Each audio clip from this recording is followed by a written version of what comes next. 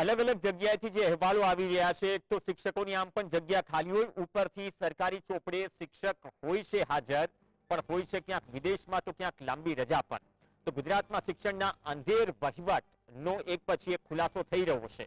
રાજ્યના 32 શિક્ષકો વિદેશમાં લીલા લેર કરી રહ્યા છે, સરકારી ચોપડે બોલી રહ્યા છે, નોકરી કરી રહ્યા છે. કેટલાકને પગાર મળી રહ્યો છે, ખરેખર નથી મળી રહ્યો, એ પણ એક સવાલ છે. પણ 32 શિક્ષકો વિદેશ જઈને સ્થાયી થયા છે, ફરવા ગયા છે. આ સવાલ છે, એ તપાસનો વિષય છે, પણ તપાસ કરશે કોણ? છેલ્લા 1 વર્ષથી 32 વિદેશ ગયેલા શિક્ષકો સામે શું કાર્યવાહી થઈ? સવાલ ઉઠી રહ્યા છે. બિન અધિકૃત રીતે રજા પર હોવાનું પણ સામે આવ્યું છે. ગુજરાતના 17 જિલ્લાના આંકડા સામે આવ્યા. હજુ તો 33 જિલ્લાના આંકડા બાકી છે, પણ 17 જિલ્લામાં આ સ્થિતિ હોય અને જ્યારે મીડિયા અહેવાલ દેખાડે ત્યારે તાલુકા શિક્ષણ અધિકારી કે જિલ્લા શિક્ષણ અધિકારી અથવા તો ગાંધીનગરથી શિક્ષણ મંત્રીની બાઇટ આવે અથવા સવાલના જવાબ આપવામાં આવે, તો એ પહેલા શું થઈ રહ્યું હતું? શું આ વાતની જાણ? મતલબ કે જેટલા શિક્ષકો વિદેશમાં છે, ઘણા અનઅધિકૃત રીતે વિદેશમાં છે.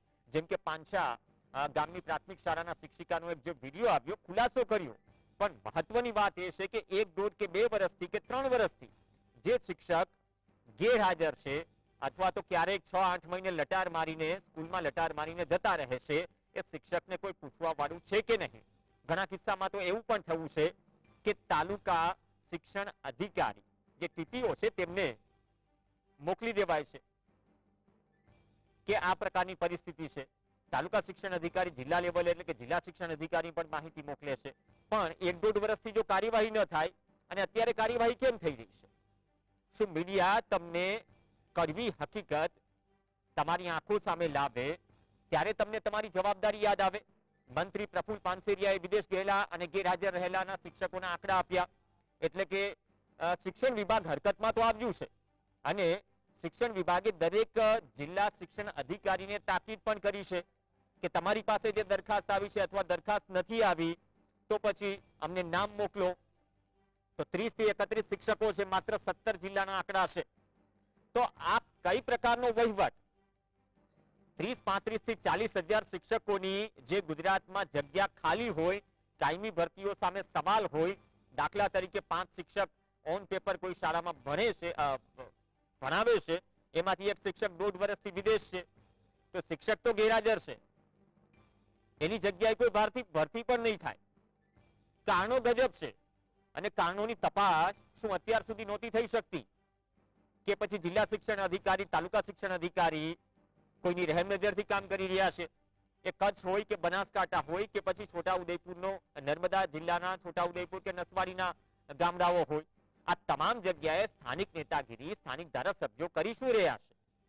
શું તેમને પણ જાણ નહીં કરાઈ હોય? તો 1-1.5 વર્ષથી જો આ લાલિયાવાડી ચાલતી હોય ને દરેક અંતરિયાળ વિસ્તારમાં આ પ્રકારની સ્થિતિ છે, દરેક ગામ રોજ ફરે છે. પાંચામાં અરવલ્લીની વાત થઈ કે અરવલ્લીમાં જે શિક્ષક સામે કાર્યવાહી થઈ છે, શિક્ષિકા સામે, તો 4 એવા નામ આવ્યા જેમને નોટિસ મોકલી છે. નોટિસ ક્યારે મોકલવામાં આવે? જ્યારે મીડિયા અહેવાલ દેખાડે ત્યારે. તો શું આ જ પ્રકારનો અંધેર વહીવટ છે? અને સરકારી અધિકારીથી માંડી નેતાઓ જે રૂટીન કાર્યક્રમો છે એમાં વ્યસ્ત છે. જે રિયલ ટાઈમ એટેન્ડન્સની વાત થઈ રહી છે, મોનિટરિંગની વાત થઈ રહી છે, ઘણા બધા કાર્યક્રમો ચાલે છે. સીએમ ડેશબોર્ડ પર તમામ વિગતો હોય છે.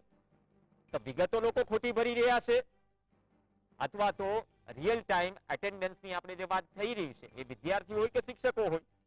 આજે આપણે પ્રોગ્રામ ચલાવીએ છીએ ડિજિટલ ઇન્ડિયાના ભાગરૂપે.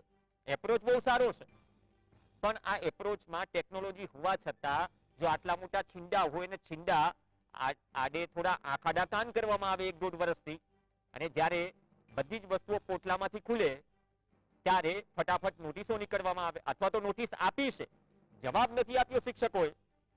શિક્ષકો શું એટલા પાવરદાર થઈ ગયા છે? એ શિક્ષકો જે ખરેખર જનતાના ટેક્સના પૈસે પગાર લેશે, ઘણાને પગાર મળતો હશે કે નહીં એ પણ એક સવાલ છે. તો આ બધા જ તપાસનો વિષય છે. પણ તપાસ ક્યારે થશે? તપાસ જ્યારે ટીવી સ્ક્રીન પર આ તમામ વિદેશમાં આરામ ફરમાવતા શિક્ષકો સ્ક્રીન પર ચમકશે ત્યારે થશે.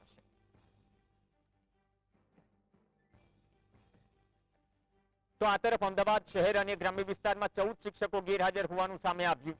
અમદાવાદ ગ્રામ્યના 8 શિક્ષકો અને 2 કર્મચારીઓ લાંબા સમયથી રજા પર છે. અમદાવાદ શહેરના 3 શિક્ષકો લાંબી રજા લઈને વિદેશ ગયા છે. ભૂતકાળમાં તો મેયર પણ જતા, હવે શિક્ષકો જઈ રહ્યા છે. અમદાવાદ જિલ્લાના 8માંથી 7 શિક્ષકો હાલ વિદેશમાં છે. 7 શિક્ષક 9 મહિના કરતા વધુ સમયથી ગેરહાજર હોવાનું સામે આવ્યું. 2 શિક્ષકોના રાજીનામા અંગે કાર્યવાહી થઈ રહી છે. ટીપીઓ મારફતે એટલે કે તાલુકા શિક્ષણ અધિકારી મારફતે જાણ કરાતા રાજીનામું મોકલી આપવામાં આવ્યું છે. બાકી હજુ રજીસ્ટરમાં નામ ગુંજતું હોય. રાજીનામું મંજૂર કરવાની પ્રક્રિયા ચાલી રહી છે એવી પણ માહિતી છે. અમદાવાદ શહેરના ડીઈઓએ 3 મહિનાથી વધુ ગેરહાજર રહેતા શિક્ષકોના નામ આપવા પણ સૂચના આપી છે, સૂચન આપ્યા છે. ભૂતિયા શાળા, ભૂતિયા શિક્ષકો અને વિદેશમાં લેર કરતા શિક્ષકો કારણ કોઈ પણ હોય, પરંતુ એ કારણ ખરેખર સાચું અપાય છે કે નહીં એની તપાસ કરવા માટે કોણ હોય, એની તપાસ કરવા માટે તાલુકા સ્તર પર તાલુકા શિક્ષણ અધિકારી, જિલ્લા સ્તર પર જિલ્લા શિક્ષણ અધિકારી પણ એમની જવાબદારી યાદ કોણ દેવડાવશે? અથવા ખબર છે તો કામ કેમ નથી થઈ રહ્યું? શું હાથ બંધાયેલા છે? પણ હવે જ્યારે નામ જાહેર થયા છે તો ફરજ પડશે કે જે સરકારી શાળાઓમાં શિક્ષણ જે ખાડે ગયું છે, એ ખાડે શિક્ષણ જે ગયું છે એની પાછળના એક એક કારણો અને તારણો છે એ પણ સામે આવી રહ્યા છે. અપેક્ષા રાખીએ કે તમામ સામે કાર્યવાહી થાય, દૂધનું દૂધ, પાણીનું પાણી થાય.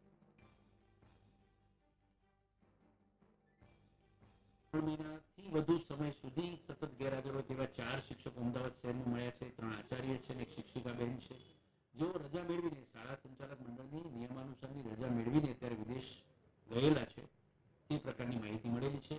આ સાથે તમામ શાળાઓને પણ આવા કોઈ પણ પ્રકારના કોઈ શિક્ષક હોય તો સત્વરે જાણ